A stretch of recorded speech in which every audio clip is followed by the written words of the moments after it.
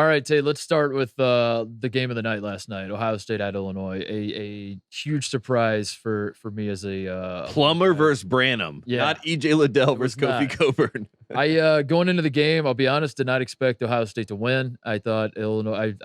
We've said this over and over on the show that we both are believers of Illinois, and it's at Illinois, and Illinois is in contention for a Big Ten title. It's a must win for them in that regard. Like all the stars were aligned for Illinois, and I thought, I don't think it's going to work. And EJ Liddell, by the way, going into this game had the flu, is what they were saying.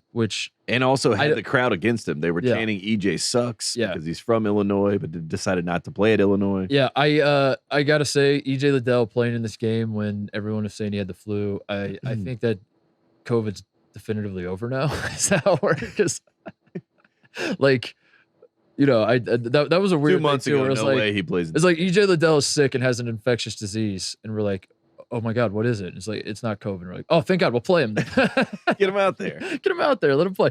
I don't think it was the flu. You can't play with the flu, right? If you have I don't know. Anyway, the point was cold. Let's say cold. It was looking like he wasn't going to play. I didn't think Ohio State had a chance. Pleasantly surprised. Ohio State gets a huge lead. Malaki Branham playing out of his mind. Yeah. EJ has a good game. EJ played well. Yeah. And then for Illinois Mr. Basketball, by the way, EJ Liddell. So he's going back. That's why they chanted EJ sucks. EJ sucks. All the crap.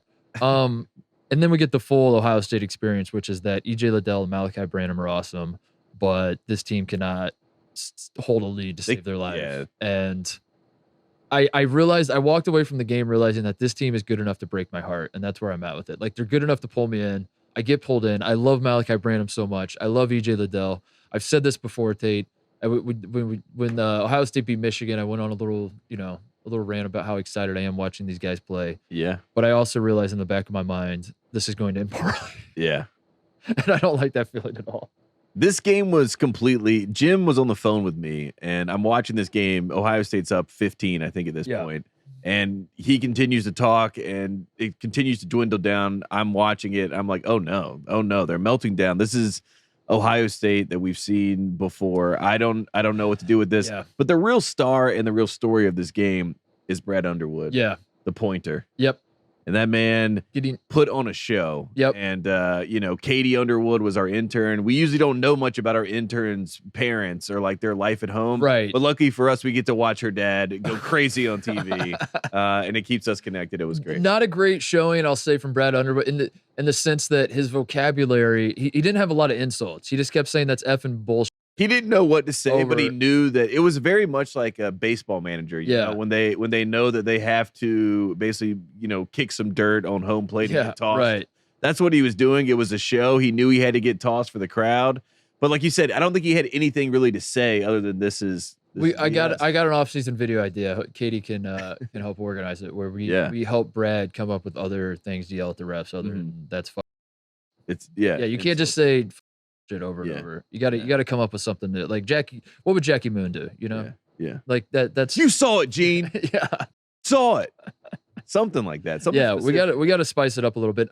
Brad Underwood was losing his mind because Kofi Coburn was not getting a favorable whistle. We'll put it that way. And I will admit, as a Buckeye, as a guy who was on the other end of this, Illinois fans are losing their minds at how bad the refs are. I will admit that Kofi, was. He was getting roughed up. Yeah, he was getting, and they weren't calling it. They weren't. The refs weren't great. But what is Kofi Coburn's game? Bully ball. Yeah. And when he can't bully. Yeah. So this is what we this see. This is what I was going to say. Is that the refs were against Kofi. The refs were against Illinois. I have no problem admitting that. But Kofi was getting absolutely owned by Kyle Young. So, like, actually, the refs fouling out Kofi Coburn actually was a good thing for Illinois. So I don't know why Illinois fans are so mad. The refs were doing them a favor. The refs did them a favor. They made them better. With Kofi's out of the game, they're better. Kyle Young was absolutely dominating that game. Kyle Young had 18 and 7 in this game, which is ridiculous. Yeah. Which is my problem with Ohio State, because, like you said, you get past, like, you're looking at EJ Liddell, you're like, National Player of the Year. Yeah. I can see it. I see a path for that. And then you go, look at this stud, Malaki Branham. I love it. And then the next guy is Kyle Young. And Kyle Young is all heart. You know what I mean? But you get a little. That raises my concern a little bit. He's not the next guy, but he was on this night. But I mean, he's also Chris Holtman's guy. If you're talking about like the construction of this Ohio State team, it's supposed to be Justice Suing. I mean, Justice Suing hasn't played for most of the season, and that is the big. What was Michi wearing, by the way? Oh, he's got like he messed up his. That was very old school though. I never got like a close up. He's been wearing that for a minute. Yeah, he's venturing on. He hasn't been balling out like I want him to in it, so I don't think he's gonna keep it forever. But he's been wearing it forever, and it looks like a hockey. It looks it looks pretty badass, but I don't think it's like I would love a world where he was like playing better in it, and then he would just keep the Rip Hamilton. Yeah, but I don't think that's gonna happen. Joey Brunk also played in this game. Shout out to Joey Brunk. Shout out to Joey Brunk. There you go. But yeah, Ohio State to me, Tate, is a team. I've said this to you before that if you covered the score and the time, no one on the court knew the score or the time. You're just out there playing. We're just out there having a good time. Yeah. You know, like soccer and the extra time of soccer, the stoppage time of soccer, when everyone's just kind of playing and it's up to the ref to blow the whistle and we don't know. We don't know. The ref's the only one that knows. They told us it was 3 minutes, but right now we're at 3:20 and we're still playing.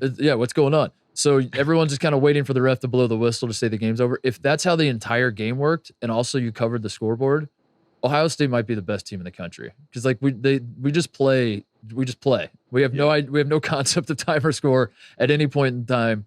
And then suddenly, in the last 4 minutes, the other team will like tighten up a little bit and say, "All right, it's winning time. It's time to do this." Ohio State does not do that. No. They're like, what are these guys doing? What are these guys up to? There's a third half, right? Like this isn't the end of the game. Why are they playing so hard? Why are they pressing us? This is weird. Yeah. And I don't love that. I don't love that experience. That happens over and over again. It happened last year. It's happening this year. I don't know. I don't think we're going to fix that. So it's really like the worst position to be in. I think it's if you're a college basketball fan heading into March, you want your team to just completely suck, so you have no expectations whatsoever. Yeah. Or you want your team to be awesome, and you're like, this is such a Gonzaga, Arizona, Kentucky level where you're just like, this is just so great. Get me to the tournament. I think we can win a national title. I really think we're that good.